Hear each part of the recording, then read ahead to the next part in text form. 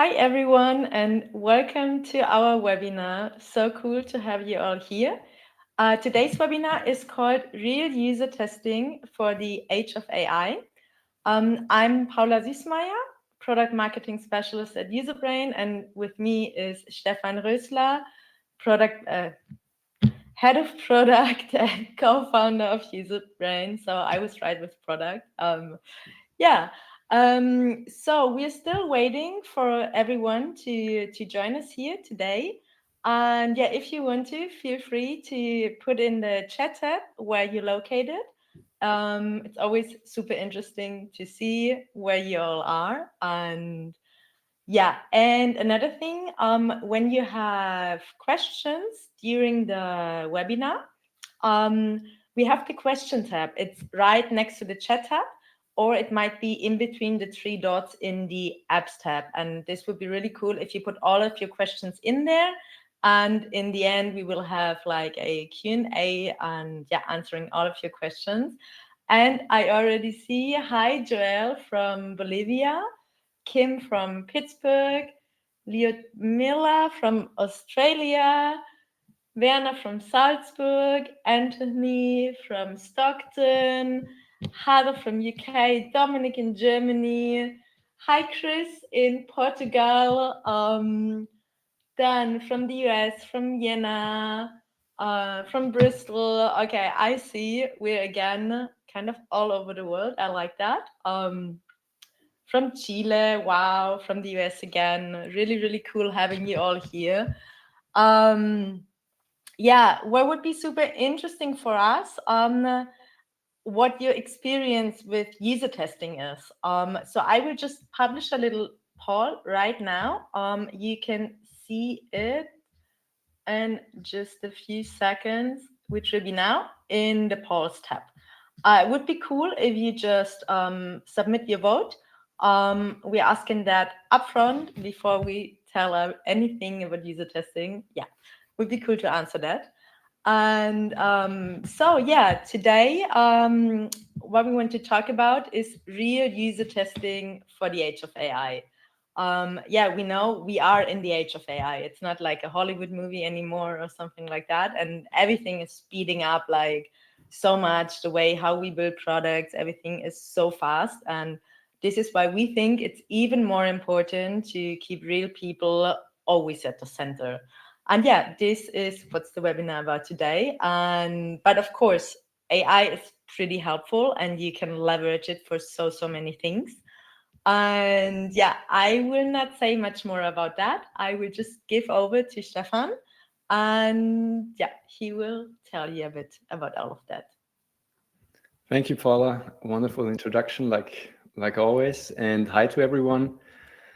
Exciting to see so many people joining today and from all over the world. So that's really good and good motivation to keep going with the presentation and with a topic that we've actually been thinking about for a while now, which is really how are we going to manage this rise of AI in product development, of course, on one hand, but also on product evaluation, so to speak. So in the whole testing field and with all of it, and we see a lot of development going on at the moment where people doing this thing called vibe coding, for example, or other developments where it's almost like there are no humans involved at all anymore. And obviously that hasn't reached yet like the grand stage, and the big products don't work like this, but it's a bit of a glimpse into the future of how things are going to work, where the machine can do quite a lot.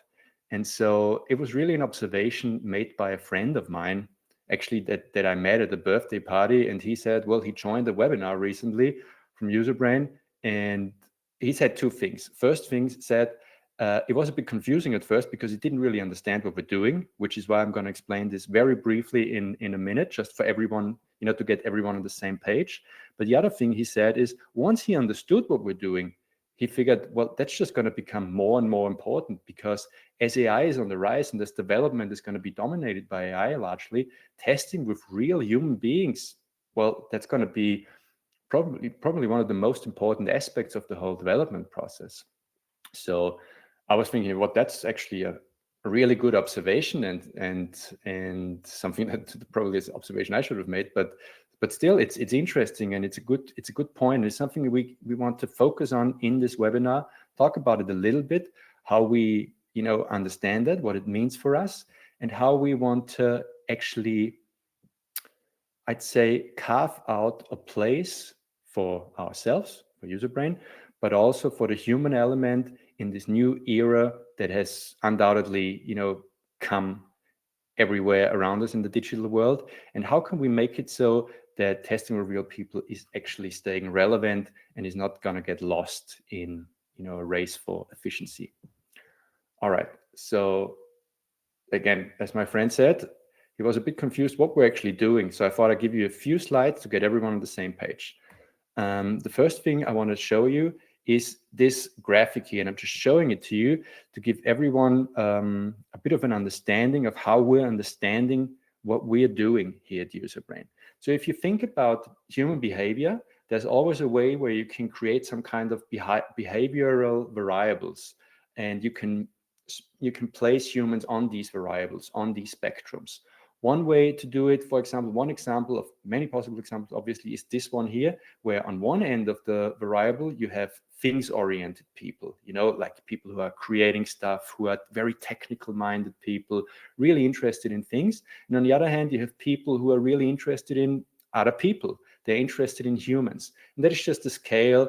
And you might you certainly fall somewhere on the spectrum. You might be in the middle. You might be more on the right, more on the left side. It doesn't even matter too much. It's just interesting to think about it this way, that you can say, well, there's a scale, and you can pinpoint where certain people are on the scale. And what we found interesting about it is, like, in the digital world, we really have creators, and they will naturally be very excited about AI. Those are the developers who are already jumping in it, and they're trying things, and they're excited about it, and they should be excited about it. It's a wonderful thing, but they are very things oriented, so they have no issue with this. And on the other hand, we have people oriented people, maybe even people who say, well, I'm very suspicious of AI. Maybe even people who say, I don't like it, I hate it, and will be all sorts of extremes. But what we think is important is to have these bridging individuals, people who can understand both sides, and who can kind of facilitate between the two, and to be a bit of a mediator. And if we look at the scale, and you will be able to, again, place yourself somewhere in the scale, or you might be able to think about your relationship or people your colleagues, and you'll see where they fall on the spectrum. But if you actually take this and you apply the same scale to user experience, UX, the tools, the methods, and everything, then you will find that people who are more things oriented are naturally interested in analytics, in numbers, in heat maps, in click maps, in how many percentage of people did this and that. So they're very focused on these things related pieces of information. On the other hand, on the other extreme, the people-oriented people will be more interested in more qualitative methods, where they're doing interviews, ethnographic research, studies, where they're just talking with other humans, trying to find something out, where there might not be a thing involved anymore, a thing in a sense of a product. So it will just be talking with people, researching them. And we believe that user testing, or usability testing, or UX testing, or whatever you want to call it, is in the middle of the spectrum. And it can be these bridging methods that will give developers insights that they're interested in, but it will also give researchers and more people-oriented people information that they're interested in and they can learn from. So what we hope to achieve with UserBrain and what we're doing here is really bridging the gap between these two very different kind of people, different kinds of extremes, to make it happen that testing with real people and keeping real people in product development is not just some idealistic idea from one people on the spectrum that is completely going to be ignored by the other people, but something that's actually happening. Okay, so that was a bit of a philosophical approach. Sorry, it took much longer than I wanted it to take, but anyway, I just move on to the next slide. In one sentence, that's what we're trying to do here. Keep UX real. That is the goal. In a time with a lot of artificiality coming along, we want to keep UX real. What it means? Real users. So it's real people. And that is the probably the most important aspect of the whole thing. So if you think about UserBrain, and some of you might have an account already and might have used it already, some of you may have not used it, some may not even really know what it is. It is a user testing platform. We have at the moment a pool of around 145,000 quality assured participants all over the world. So if you want to do some testing, you can say, well, I only want to test with people from the US, and for example, or you can choose some, other custom demographics like, I don't know, only with females in this age bracket. You can use some screeners, so you can test with your own target audience. That's all you can do with our platform. You can specify the device type. You can even ask some screening questions to filter for more specific behavior, for example, or in this case, test with cat owners. So that's one important aspect, real people. The other thing is real experiences. So that's why a lot of user research is sometimes neglected by development teams, because user research very often focuses on human behavior, but not in the context of the product. So this is what we find so interesting about what we're doing here, is that it's always about real experiences. It's always with the product involved. So it's real users testing real products. With UserBrain, you can test websites, you can test mobile apps, all sorts of prototypes. Okay, I just keep on moving. For example, this is how it looks like for a tester. So a tester if he or she is testing on a desktop computer, can just open a website, and the screen is going to be recorded, the audio is going to be recorded, and there's a tool, this browser extension here, that gives the person their instructions for them to go through the test, answer some questions, and do the whole testing. So everyone familiar with user testing will obviously know what that is. For everyone else, I hope it paints a picture of how the whole thing is really working. The next thing is real scenarios. And again, everyone who's familiar with user testing knows how important that is. If you want to test something with real people, you can't just tell them, well, here it is, have a look at it, tell me what you think about it. There's this famous quote, and I'm not even sure if it's really been said by Henry Ford, but it's usually been attributed to him, where he said, well, if I had asked people what they wanted, they would have said faster horses. And so you can't just ask people what they want. They don't even know what's possible. And of course, everyone's heavily biased when you ask them about their own behavior. So what you instead do, you have these real scenarios where, in this case, for example, you can just do it with UserBrain. You go in there, and I'll show you this in the tool in a couple of minutes, where you can just say, well, what do we want to test? And then the UserBrain creates the scenario for you. In this case, imagine you're working on a project, you need feedback from a group, blah, blah, blah. Something that's really putting the person in the right context to do some kind of testing. I'll just continue. The next thing is real tasks in terms also of what is the product team interested in? What do you want to learn? What do you want to find out? You can include that in usability tests, in these user tests, and for example, ask people. In this case, we're testing the UEFA website, and the task would be for people to go and find out who is the top scorer at the Euros at the moment, or any other use case, anything else you want to find out, anything else your team is interested in. Okay, and now the last thing, or the second to last thing, is real questions. Like, what are you really interested in? And I'm going to show you this today. We have this new feature out there at the moment where you can actually ask UserBrain questions that are interesting to you, things that you want to find out. Because everyone who's familiar with user testing knows, as I mentioned earlier, you can't just ask the people the kind of questions you want answers to. So you need this usability testing method in the background, and UserBrain is taking care of this. If you're an expert, you can of course do it yourself as well. But if you've never done it before, UserBrain will do it for you automatically and create really good tasks, as you will see in a minute. But then at the end of all of it, when you have your data, you can just ask UserBrain anything, and it will find out these answers within your tests. Like in this case, what is the one thing that we should improve on the website? And then you get real answers from real people. And in this case, a summary here for the answer would be: improve the visual clarity, the usability of time comparison table, especially by enhancing color coding and highlighting to make comparing times across multiple cities easier. So that's the answer to this question. And you can click on this. You can see who were the testers, what were they encountering, what kind of issues did they have, or what did they say that prompted the AI to answer this question in this way. I'll show you this in a second.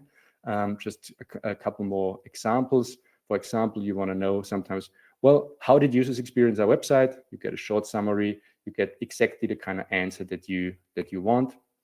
Or did anyone have issues understanding what the website was about? or any other kind of answer.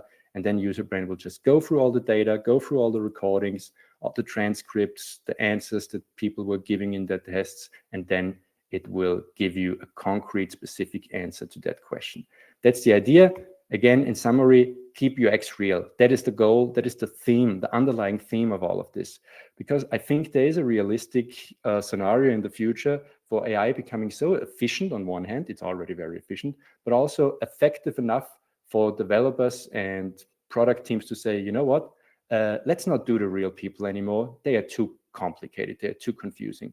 So we see it as our mission to make this testing with real people, as I explained earlier, as easy, as fast as possible, so that there's no excuse anymore for anyone not to do it, and to keep this human element alive. Because again, as my friend said, who I mentioned early on in the presentation, we believe that it will become more and more important, and the focus on the real people should not be something that we get rid of, but actually keep as part of the development process. Okay, so that's that. Those were the slides. This was the introduction. I hope it didn't go off topic too much or didn't take too long. But yeah, I hope you kind of get an understanding of what we're doing here, of what all of this is about, and everyone's on the same page now. So with that said, appreciate the use of AI for data analysis. I'm just reading what Logan was writing there. Anyway, I just give over to Paula again, and then we continue on with the whole webinar. Cool, Stefan. Thank you so much for this introduction. And I know I said we do all of the questions in the end, but I would say, because there are like 2, now 3 really short questions in here, I think we could answer them quickly. Johnny is asking, what does quality assured actually mean? What goes into that process of ensuring participants are quality? Okay. So it's because people can come from all kinds of sources. Sometimes they just sign up on the website. Sometimes they find a YouTube video somewhere of how to make money online. Sometimes they get referred to by a friend. So people come from all different kinds of sources. And the process we put them through is actually, well, on one hand, the whole sign-up process, that they're even, capable to kind of sign up and do all of this. And then we'll let them take an example test, where they first need to install the program on their computer, whether they're testing on mobile or on a desktop, so they need the recorder installed. And then they go through the test, they think out loud as they're doing it, and then we have this quality control where we're looking at the video and we say, well, is this person actually doing a proper user test? Are they thinking out loud? Are they following the task? Are they doing what we expect them to do in a usability test? If they're already good, sometimes people hit it on the first note and they're just really good at this, and they might have tested for other platforms as well. They will be in the quality assured tester pool. And if people have some issues, or maybe even technical issues, the microphone is not working or anything, we'll give them an information and say, there was an issue with this or with that, and you might, want to try this or that. We'll give them another example test. They try it again. And then hopefully the issues are resolved. If they are, they're going to be allowed to the pool. If there's still something going on, we'll assist them. Sometimes, some people just, can't really do it because, for example, they're so difficult to understand or whatever it is. But usually people, once they know what we want them to do within the context of a user test, and they go through these steps, they will get into the pool, know exactly what we want them to do during the tests, thinking out loud, verbalizing their thoughts, and following the tasks. Okay, Stefan, perfect. Thank you so much. One more quick question. Does UserBrain provide capabilities to conduct moderated user tests? I think we got asked that in the last webinar as well. Stefan, maybe you can give like a short answer to that. Yeah, that's my toughest thing, giving short answers. So it's mainly designed for unmoderated user testing. That's the whole idea. So you can do this in the background. But there are customers using UserBrain for moderated testing as well, where they, for example, invite someone into the office and they just put them in front of the computer, and the people go through the test with our tool, with everything. And the moderator is also in the room and can do some moderation while they're there, or they just do the same thing via Zoom. So it's possible to do it. But again, the main focus of UserBrain is really the unmoderated testing. so where you can do testing while you're working on something else. So yeah, that was a short answer. I could get deeper on this, obviously, but maybe I shouldn't. You did great, Stefan. Thank you so much. Okay, all of the other question we will do it at the end. So yeah, Stefan, I would say we continue with the webinar. Yeah, I'm looking forward to the connection of AI and real. Let's say it like this. Yes. I just share my screen again quickly. So here we are in UserBrain now, and I've created a couple of tests for today so we can have a look at this. And as questions are popping up into your mind, or as there are things that you're interested in, just put them in the questions form. Paula can have a look at this, and Paula, you just interrupt me if there's anything that we want to do right away. What I really want to show you now is basically how does it actually work in UserBrain to do your testing? How does AI assist you, and how do the real people get or come into play in all of this? So the best way to do it is actually, before we focus on any of these two tests, to show you how to create a new test is working. So as I mentioned earlier, there's basically 3 different types of tests that you can be doing on UserBrain. You can test websites, mobile apps, or prototypes.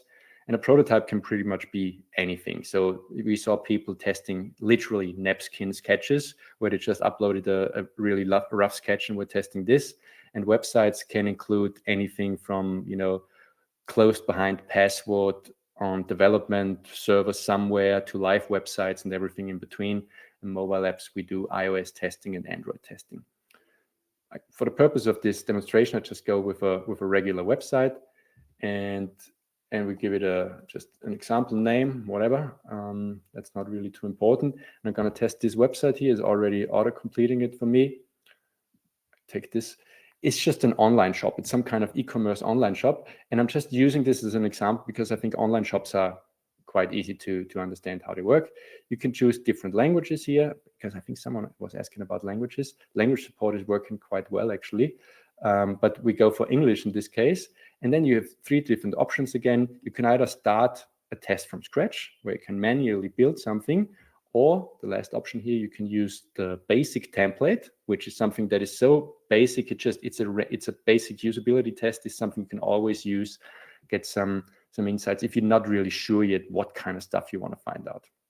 What I'm going to show you in this webinar really is this auto create with AI, which is what we think a really, really interesting use case for AI when it comes to user testing. So you can just go there and it will ask you for a website description, which is basically just a description of what the site is all about.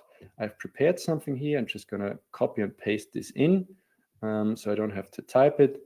In this case, it is just an online store that sells eco-friendly shoes and apparel. Exactly. So just have this in. Sorry, got some issues with my screens.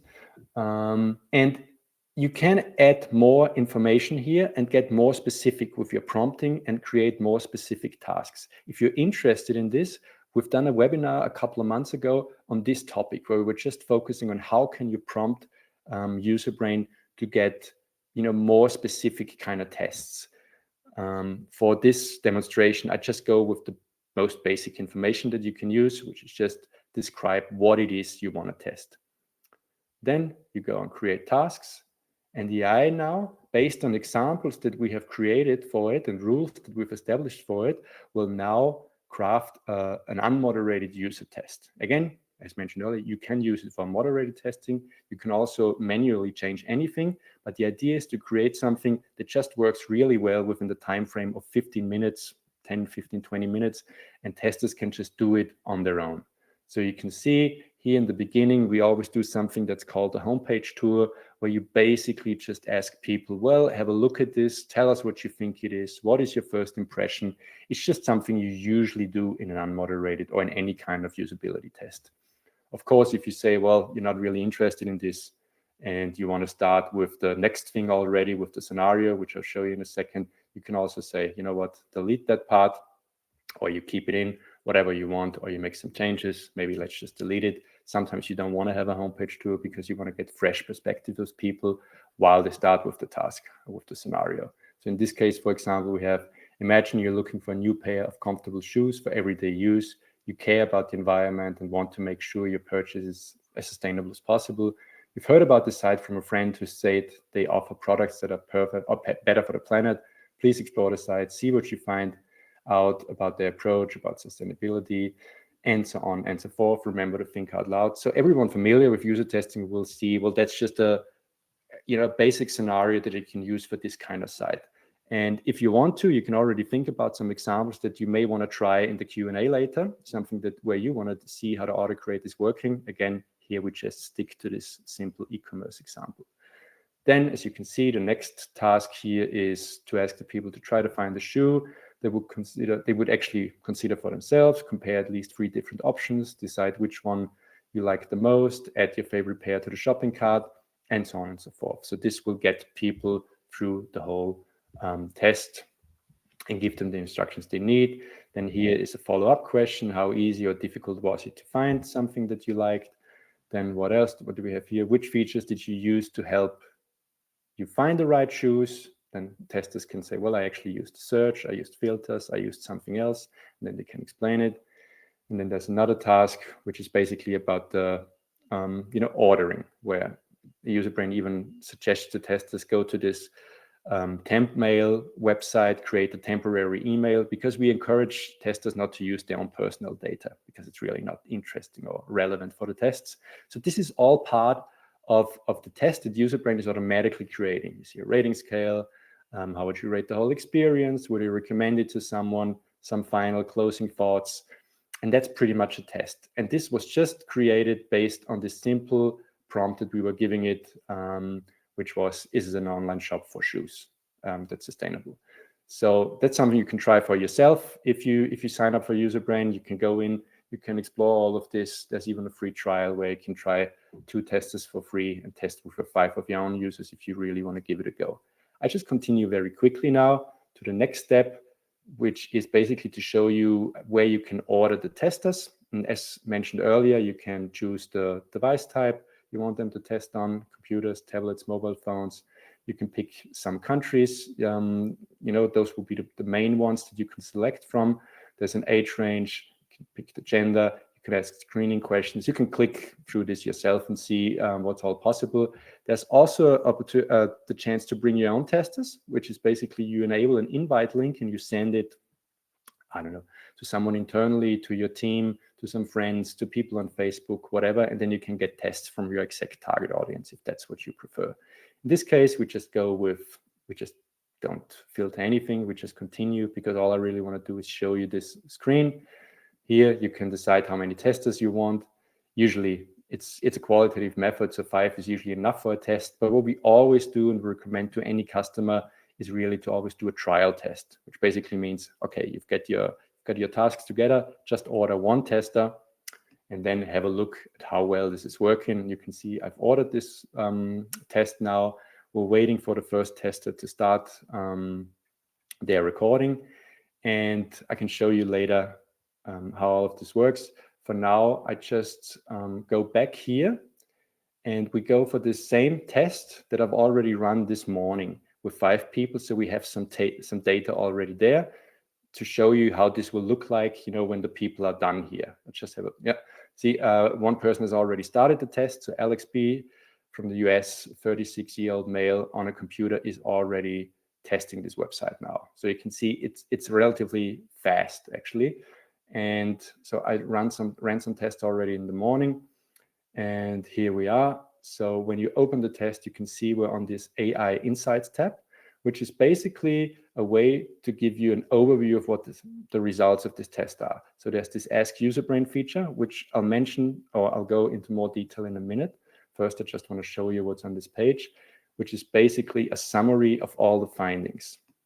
Because what happens when users record their sessions is they think out loud, they're recording their screen, they're answering questions, and the AI is analyzing all of this and makes highlight notes and clips of special instances. And when people are doing something, the AI makes notes of it. It creates a transcript and all of this.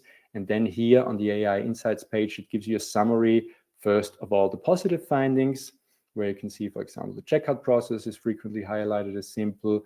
You can see here there's 5 testers who have given some positive feedback on this. There's more positive feedback down here. Then there's some usability issues, something that we found out. Key product information such as sustainability details are missing or easy to overlook. And that's how we basically give you an overview of what the test is all about. And it's just for some background. We're working in this field of usability testing now for almost 20 years. It's going to be 20 years next year, actually. And we have done a lot of client presentations back in the day before we were even working on UserBrain, where we're doing this as a consulting. And we learned from this time, how people will usually, present usability tests. We've done a lot of research on this, and we tried to get all of this in the product and to do something hopefully useful by default. So all you see here, you haven't done anything yet. All you needed to do was auto-create a test, order some testers, and everything here on this page has all been created by AI. So you see it's immediate, it's fast, but it's all based on real people, on real users' feedback. Okay, then you can open something here. For example, there's a lack of clarity regarding the brand and the USB, blah, blah, blah. And then you can see, what was the issue here? Someone identified the brand as Allbirds and inferred that they provide various different preppy type clothing. But admit it, I'm not really sure if it's got a USB about it. Okay. And then there's another person saying something. And this way you can get an overview and understanding of why this was a user confusion, what was there. And from here on, you can just click on this. You go right into the video. I did say that. Not just shoes, bags, insoles, gift cards. Wow, this was a lot of things here. Why I kind of like wondering. Just pause this so you can hear the tester thinking out loud. You can see the video, and here's the clip where it's basically giving you a summary of what happened here. You can also go to the transcript and have a look at what the person is saying. But this way you can understand what's actually going on. All right. So there was a bit of an overview of this page. There's some other things, negative feedback, user behavior, suggestions, and so on and so forth. So that's already created for you automatically. You don't have to do anything. Just going to go through this very quickly. The other tabs here, there's the testers tab where you can see who was actually testing the website. There were 5 people so far. You can see where they're from, which devices they were testing on. You can see that they all did their test today. Again, I did this morning. You can see clips and notes that were created, how long the test session is, and from here on, you can just click on something. You get to the test. You can watch the whole video. You can go in here, see what the tasks were, scroll through all of this. You can get the notes and clips, analyze what's happening. This way, you can, while you're watching the videos yourself, if that's what you want to do, and it's something that we're suggesting also, you can always see what's happening. You can read along with the transcript. And yep, that's that. Then there's a clips tab, which basically shows you all the highlight clips that the AI has found. And what I need to mention as well is, if you're watching the videos yourself, of course, you can create your own clips and they will land on this page too. And yeah, I just need to mention this because, again, here, this project is all done, analyzed by AI, but in reality, sometimes, or oftentimes, maybe it depends on your circumstances, you want to do the analysis yourself, really. If you do it, the clips will also land on this page. I just want to show you something very quickly with all the clips. If you say, for example, this is really interesting, this is something I need to share with my colleagues, you can just go here, go and share, and you can either, copy the link like this and everyone in your account has access to it, or I can say, I want anyone in my team to see this.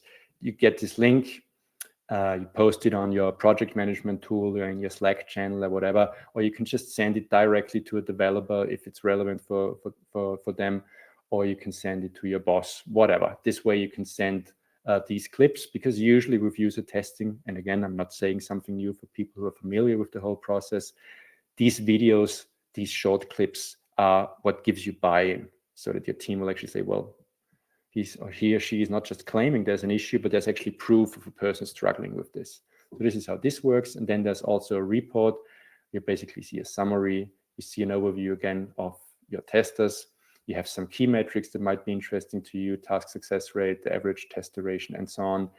And here you can see the tasks one after the other. You can see some graphics that you might be able to use for your presentations if you're presenting something, and that's the report tab.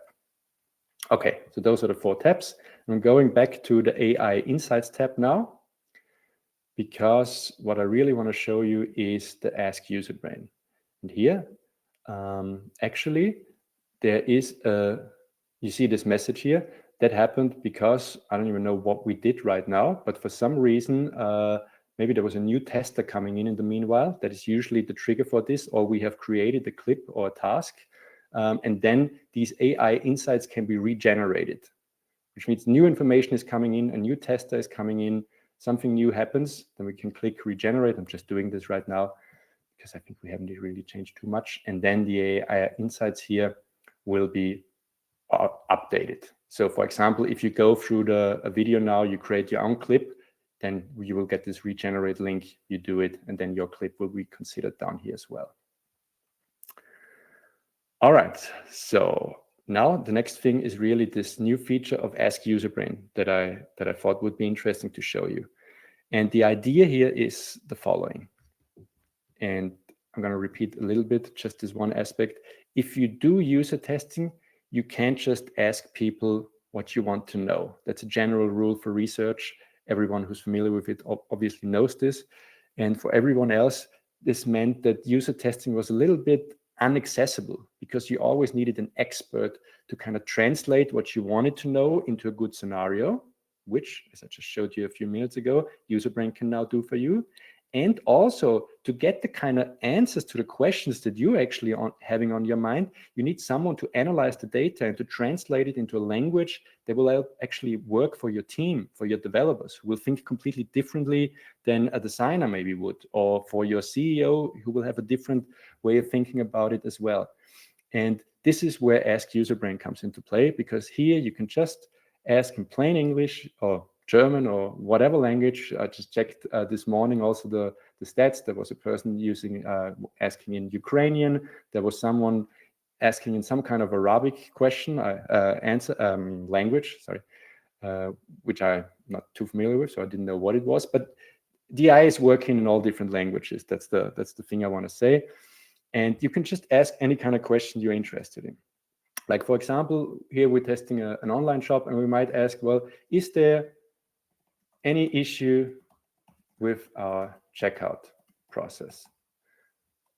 And then you just hit enter, and you can see it's searching for answers now. And again, you can ask any kind of question, but that might be a question that your team is having on their mind before you were running the test. I don't know, people may have been concerned about, we think there's a big bounce rate when people put something in the shopping cart, so maybe there's an issue with the checkout process, or whatever the line of thinking is. And then you can just ask AI, well, was there an issue with the checkout process? And it will give you answers to this, which is basically here. Most testers found the checkout process easy and appreciated the single page flow and payment options, which is nice because I remember very often when we were working on online shops, big heated debates on whether a checkout should be a one-page checkout or it should be multiple pages. So here apparently 4 or 5 testers thought that the single page flow was really nice. Then here you can see what actually the individual testers were saying here. Like this one described it as straightforward and simple. This one praised the all-in-one page. He or she appreciated the payment methods, found the process very easy, checkout very straightforward, and so on and so forth. Here, these numbers is basically giving you sources within the video. So these numbers, if you click on it, you can see a place in the transcript, or in this case, a clip here in the transcript, and sometimes a note, a response, things that people were saying, which is the raw data that is basically behind these answers. And I'm showing you this, and now I have to kind of point out this beta here, because we were so excited about this Ask Userbrain feature, and I'm going to try a few more questions, and maybe you have some questions that you want to ask that we can try as well. Because it's working so nicely that we thought we'd just launch it without even finishing it completely. What I mean is, what we really have envisioned here is if you hover over these sources, you will see a small pop-up that shows you the exact line in the transcript, that will show you the clip. You can get more information and see what was actually behind it. Now in our beta version, we said, let's get it out of the door. So we also have it in time for the webinar. Everyone can see it. We'll do this in the next couple of weeks. But now, for now, you just click on this. So naturally, I would probably do the PayPal option. You go to the then exact place in this the will video. be, easy peasy, but it's telling me that I need to log in. I'm just pausing this because you know what I mean anyway. Here's the clip. That was quite simple. And for example, let's imagine you're putting together a presentation where you now want to make a case that the checkout was really simple. You, again, just go to share here, you copy the link, and you send it to your team.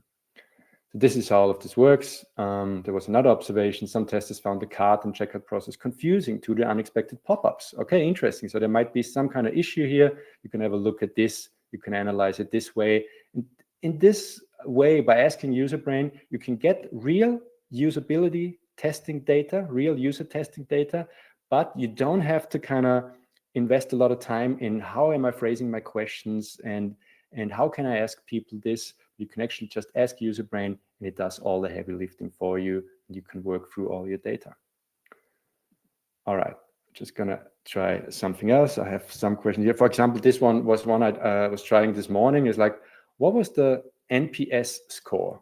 Because as you may have seen when I showed you the tasks, there was well, how likely are you to recommend this website to a friend? And with the scale from 1 to 10, which is this NPS question.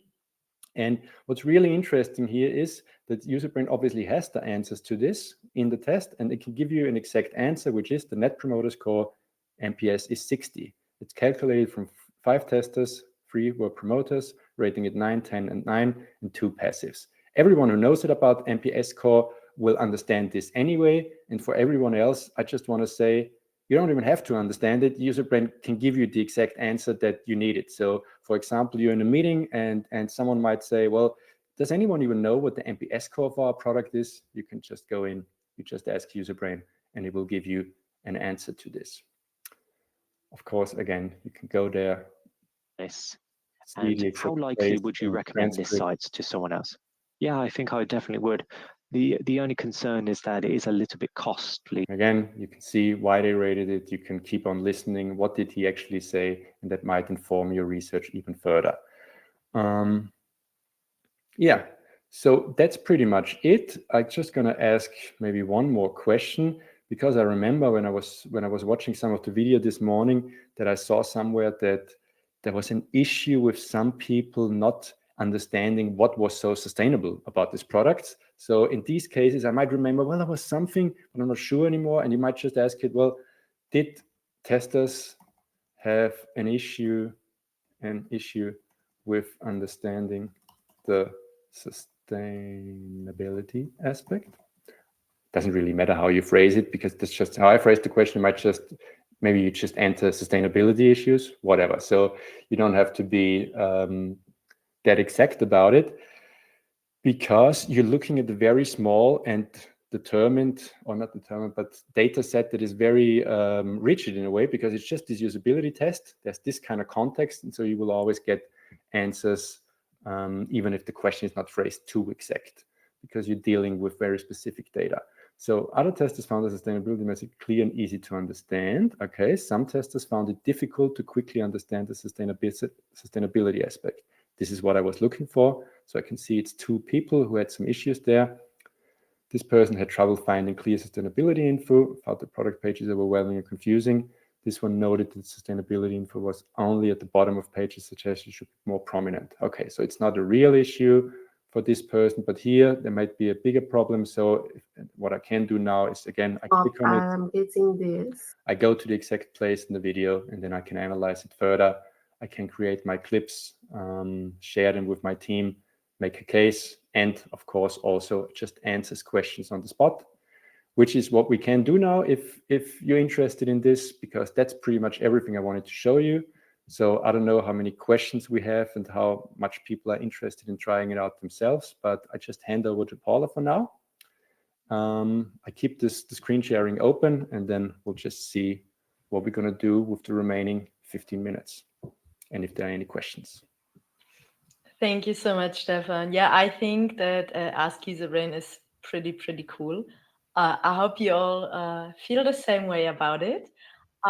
Because of that, I will just publish a quick poll again. Would be great if you would share with us how you feel about Ask Userbrain. So I just published the poll. Yeah, let us know. And I think then we can go on with the questions. There are a few questions. Let me see. There's a follow-up question from Tina. There is a task completed section that is currently only in English. Can it be switched to German as well? There's a task completed section that is currently only in English, can be switched to German as I well. think she means in the test, when the tester is doing the test, you can have the test in German and then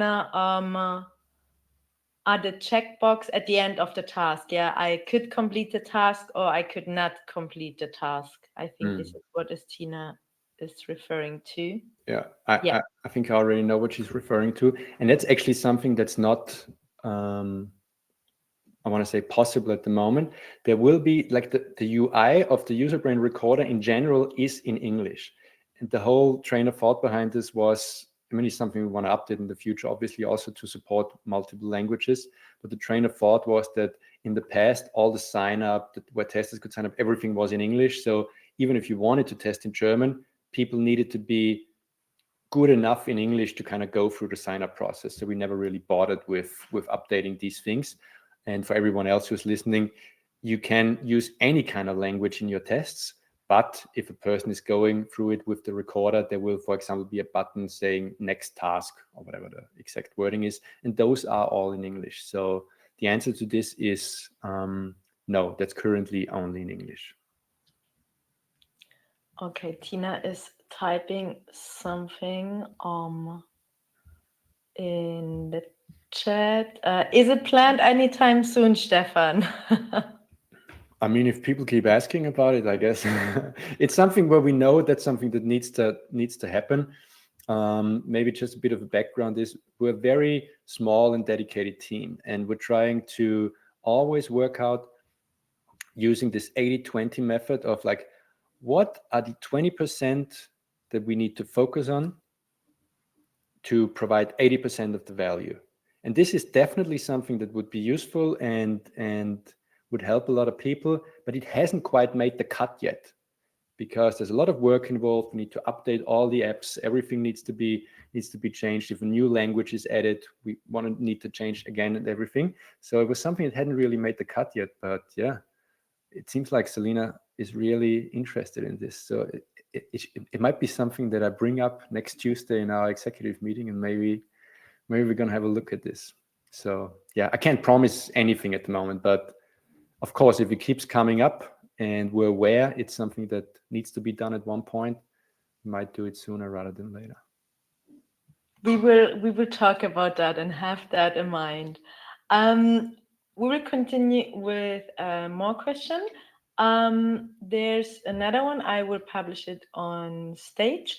How do we pitch in Userbrain testing to a customer who's already using automation testing tools? How does it add value apart from AI buzzword like Tricented, Tosca, Selenium? I have heard the term Selenium before, and I understand this question with automating testing tools as in software testing. So where basically it's a software test where the software itself, the AI, is trying to click buttons and see if it's working. So it's more of a does the thing work technically kind of thing. So that's how I'm understanding it. I hope that's correct. I'm really not a very technical person, as you can probably already gauge from my answer. But the way I would pitch it is, has anyone ever tested this with real people?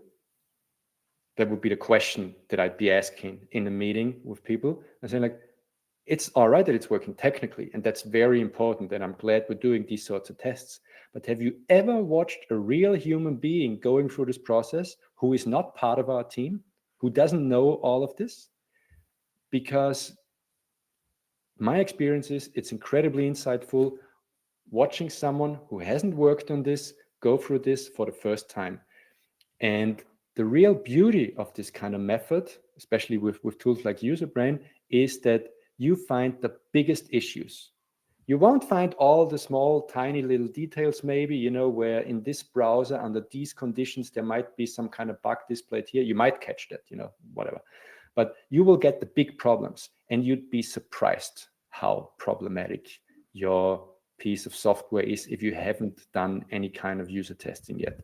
Again, I'm working almost 20 years in this field now, and I like to consider myself as a UX expert, usability expert, whatever.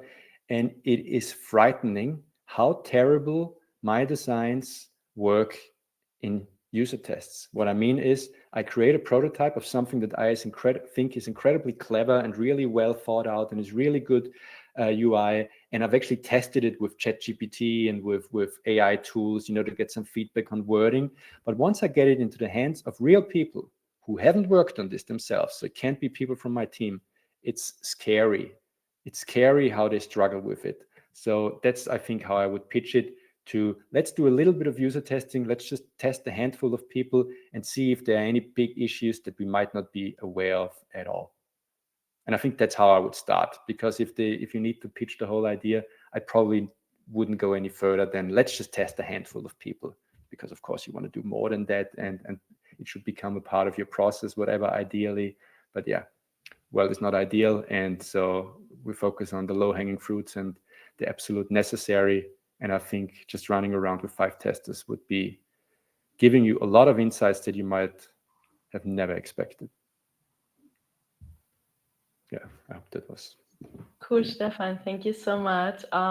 Just because there was a question in there, if you can schedule also a one-on-one call with someone who can walk you through the UserBrain product. Of course you can. I will just publish the link right now. Yeah, so yeah, you can always book a call with an expert, and they will walk you through everything. Okay, so we have some more questions. There was one question from Michael. Thanks, Joel, for pointing that out in the chat. Does UserBrain support mobile app testing? Yes. I don't even need to show you. I showed it to you earlier anyway. If you create a new test, I'm doing it anyway now. You have this option to pick a mobile app here, create a mobile app test, and then you can enter the URL of either the Google Play Store or the Apple App Store.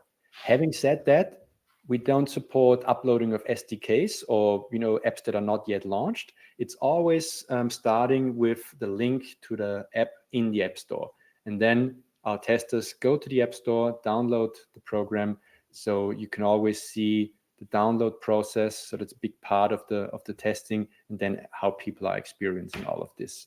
So yeah, so the question or the answer to the question is yes, for live mobile apps, absolutely. And I think we're talking about native apps here, because obviously if it's a web-based mobile app, you can do testing as well. Perfect, Stefan. Thank you so much. And there is one more question from Farron. Are there any plans to allow Insights to be linked to third-party sites such as Dovetail? Yeah, and they're probably on the same page than doing German translations for the UI buttons, which is something we thought about. This we know that would be awesome, but it's not it hasn't quite made the cut yet, and it wasn't really important enough for us to do it. And I'm just shooting from the hip here, and things might change. Again, we're a small team, and there's a lot of impact of what everyone's saying, and decisions are made quite in a very fast way. So things might change anytime. But my best guess would be that it's something that we're not going to do, I'd say, in the next few months, because we have a few other ideas, like this Ask Userbrain was something that we're really excited about, and we wanted to get that out the door, and we still need to finish that, as you saw in the demonstration that I was giving to you. So we'd like to get that top quality, so we can remove the beta sign. And then there's a few things we want to focus on. And once we think that, well, that's actually working now, doing these third-party links become more and more interesting. So we're thinking about this for a couple of years already, 2 or 3 years, but it might be something that we're doing a little bit later down the road. What would be really interesting, I don't know how we can do this now in this format, is but would be to learn how you're using these other tools. So maybe we can remember your name or your email address and reach out to you once we're actually starting to do some research on this, because we're using Dovetail ourselves as well. And so we have some experience with the tool, but it's always interesting to see what are people actually trying to achieve with their tools, and how can we even make a meaningful connection to third parties. So yeah, sorry, it was just a stream of consciousness. I hope I managed to answer the question somehow. Okay, yeah, Farron is saying that sounds good. So okay, cool. We got more questions in. Let's continue with the next one. Will it help in getting system usability score, and how does it avoid biases in keeping user back on track, focusing on the real issue? Is there any trigger yet or planning in the future? Okay. Will it help in getting system usability score? To be honest with you, I remember system usability score. I remember it as a big thing. I'm not a huge believer in scores in that sense, so I don't really have a full understanding at the moment what exactly was the system usability score again, which numbers are interesting about it. But as you've seen earlier, you get the time on task and you get a completion rate, and I think if I remember correctly, those were really important for this kind of SUS, the system usability score. So it can help you with this. We're actually thinking, but that's just a bit of a brainchild at the moment, and hasn't really grown into anything, but of incorporating some kind of scoring, so you can see how well the page is doing or how well your product is doing on a very quick glance. And if we're really getting to do that, using an established score might be, a good solution. But at the moment, we're not really doing this out of the box. So again, you can see task completion rate, you can look at these things, and it will help you manually do your calculations. The next thing is, how does it avoid biases and keeping user back on track, focusing on the real issue? The question is, how do I interpret this question now? Because it's always, with these short written questions, it's like, how are you understanding it? I mean, how to avoid biases, keeping users back on track. Keeping users on track through the testing is, of course, with the tasks and with repeatedly telling them, well, remember to think out loud, try to follow through. And of course, over the history of a lifetime of testers, if they ever get a rating from a customer saying, well, that was not really good, and the customer said the person was going off track, then we will tell the tester about this. And if something like this happens again, they will be screened out from our pool. And of course, as a customer, if you see that someone was really going off track, or if someone is very biased and, for example, was just complaining about something because of their personal feelings, you can always report a problem and get a replacement, a new tester. I'm just not sure if that really answers the question, if that's what you're really asking here. But yeah, I'm also a bit unsure what it means are there any trigger yet or planning in the future? I think I explained a little bit the planning for the future, that we're interested somehow in some kind of score where you can look, and after 2 seconds, you can see, well, we're doing well, or we're not doing too well. And then also over time, you can see how your website health or product health is developing, and how your usability may have improved or not, but no concrete plans. Perfect, Stefan. Thank you so much. We got 2 more questions. Selina is asking, I will put it on stage, what are next big topics you're working on? Can you give us a sneak peek already? I think we will think about the German task completed language thing, right, Stefan? I see that might be something you want to do right now. I mean, to be honest and very open to, because that's what I like about the webinars. I can just say whatever I want. and then maybe someone will tell me later that I should have not said that. But anyway, we had a few big things going on in the last, 1.5, 2 years with AI coming up. There was a lot of things that we really wanted to do, and we have the feeling now that we have a pretty good product. It's quite well-rounded, and you can do a lot with it. And the next step is probably going to be to round out some edges and to improve things like, the labels for language support for the recorder app. So those might be small things, small improvements that we're planning. So yeah, what I'm thinking is for the rest of the year, we'll do some improvement. But what we really want to do, and I showed this in the presentation, this whole idea of keeping UX real. A big part of what we're trying to do this year is not even only focused on the product, but it's going to be focused also on marketing efforts that we're planning, and to create some more buzz for this kind of user testing. Because what we believe has happened in the last couple of years with all the developments in UserBrain, also thanks to AI and everything that's happening around us, is suddenly user testing is going from being an experts only sport to something that can be done by absolutely everyone. You're working on something and you want to get some real user insights, you can do it now, and you don't even need to know too much about it. And I think we want to spread the word about this and get this out there, and I guess make people like you, Selena, happy by doing these small improvements, so that you hopefully spread the word and tell all your friends about UserBrain and how awesome it is and that it does this German support now and you can do some testing. So yeah, again, it's just a stream of consciousness. I haven't really thought about a correct answer for this, but small improvements, and we have some big plans for how we can actually spread the word about UserBrain, this kind of testing, and to do something in this age of AI to keep UX real and keep the people in the center of all of it, because that's the main motivation, I guess. Thank you so much, Stefan. I will now go for the last question from Werner. Is it possible to opt out UserBrain panel testers besides gender device from my test by asking an entry question? Are you already familiar with websites like this? Yeah, the way you would do this kind of, how do you call it here? Opting out, or any kind of picking something more specific than just age and gender, is by using a screener.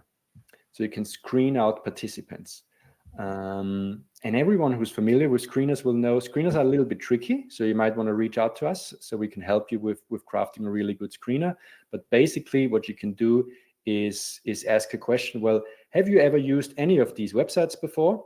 And if the testers pick any of the options, they will be rejected from the test, and then won't get the test, and other testers can try it. And only people who haven't checked any of these websites, for example, in this case, will be permitted to even start the test. So this is the whole screening process, and that's how you would do that. Yes. So again, you can just go in UserBrain, try it yourself, use this option to create a screener. And if you feel like you're having any issues there or you're stuck there, I think it's best to reach out to us, and then we can help you with this. Okay, perfect. Yeah, I would say based on the time, I hope you all enjoyed the webinar. We definitely did. And if you don't know UserBrain yet, we have a free trial, and you can test for free with 2 UserBrain testers, and you have access to all of our features for 14 days. And yeah, and as said before, you can also always reach out to us, support@userbrain.com. I just put it in the chat. Whenever you have any thoughts, questions, wanna push the German task completion thing furthermore, write us again. Yeah, and I just want to thank all of you for participating in this webinar.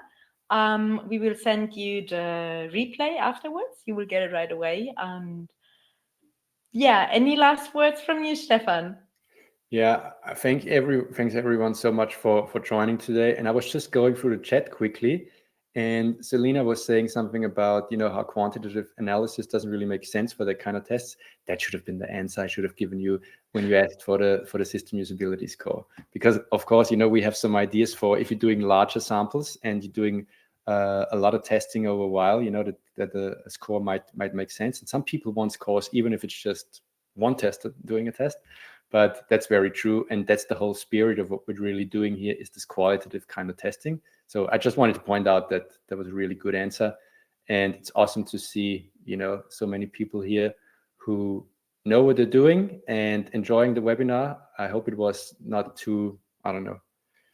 Yeah, it's always a bit difficult trying to get everything on the same page, because some people will be more knowledgeable than we are. Some people will have heard about this for the first time, and you're still trying to get everyone on the same page. And I hope it worked all right, but awesome to, have so many people joining. And yeah, see you around soon. Perfect. So yeah, I would just say have a wonderful day, evening, wherever you're located, and see you at the next webinar. Bye-bye. Bye-bye.